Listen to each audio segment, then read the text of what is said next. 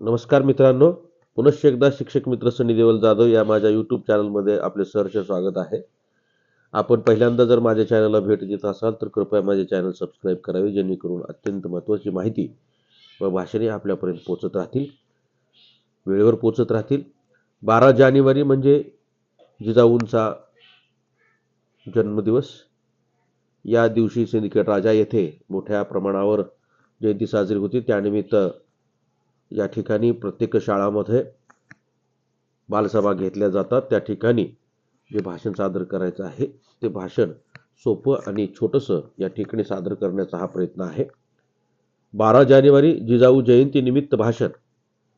आदरणीय व्यासपीठ, सन्माननीय पाहुणे, शिक्षकवृंद आणि माझ्या प्रिय मित्र मैत्रिणींनो, आज आपण सर्वजण एका महान स्त्रीच्या जयंतीनिमित्त येथे जमलो आहोत, जिने फक्त एका मुलाला जन्म दिला नाही तर एका महान साम्राज्याचा पाया रचला.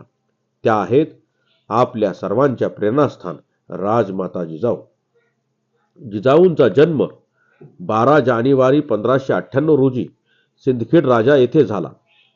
त्या लखोजीराव जाधव यांच्या कन्या आणि शहाजी राजे भोसले यांच्या पत्नी होत्या.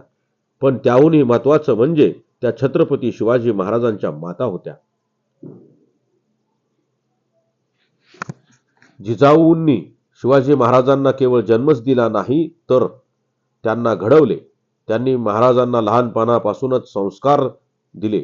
त्यांच्या मनात स्वराज्याची ज्योत पेटवली. त्यांनीच महाराजांना ज्ञान, चारित्र्य, चातुर्य आणि पराक्रमाचे बाळकडू पाजले. त्यांनीच महाराजांना हिंदवी स्वराज्याची संकल्पना दिली. जिजाऊ केवळ एक माता नव्हत्या तर त्या एक हुशार प्रशासक होत्या. पुण्याचा कारभार पाहणे, शेतकऱ्यांच्या समस्या सोडवणे, तंटे मिटवणे अशा अनेक कामे त्यांनी केली. त्यांनी नेहमीच दूरदृष्टीने विचार केला.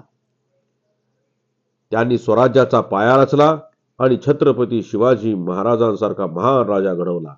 एवढे बोलून मी माझे भाषण थांबवतो. जय हिंद, जय महाराष्ट्र, जय जिजाऊ. सर्वांना जिजाऊ जयंतीच्या खूप खूप शुभेच्छा.